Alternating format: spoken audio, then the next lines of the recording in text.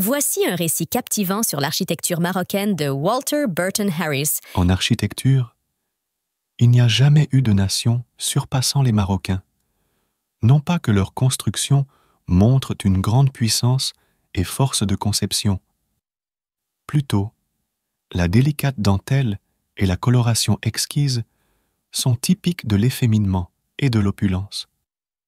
Où dans le monde peut-on voir un spécimen plus charmant d'architecture que l'Alhambra? Et l'Alhambra n'est pas le seul exemple qui subsiste. La Giralda à Séville, et encore plus sa tour sœur, la Koutoubia à Marrakech, indemne de toute restauration, sont des spécimens merveilleux de l'artisanat, tandis que l'ancien palais de Safi, sur la côte mauresque, reste encore très beau, même dans son état ruiné. Les grandes portes de Meknès, elles aussi, sont de splendides exemples du meilleur style de l'architecture mauresque. Et je ne doute pas que les intérieurs des palais de Marrakech, Meknès et Fès regorgent de cours et d'arcades merveilleuses.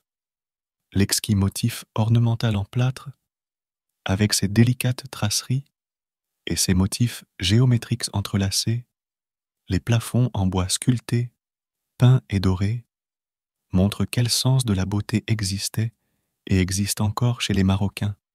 Walter Burton Harris était un journaliste, écrivain, voyageur et mondain qui s'est rendu célèbre par ses écrits sur le Maroc, où il a travaillé pendant de nombreuses années en tant qu'envoyé spécial du Times. Il s'est installé dans le pays à l'âge de 19 ans et a fini par se construire une belle villa à Tanger, où il a vécu une grande partie de sa vie. Ses compétences linguistiques et son apparence physique lui ont permis de se faire passer pour un Marocain de souche. À la prochaine.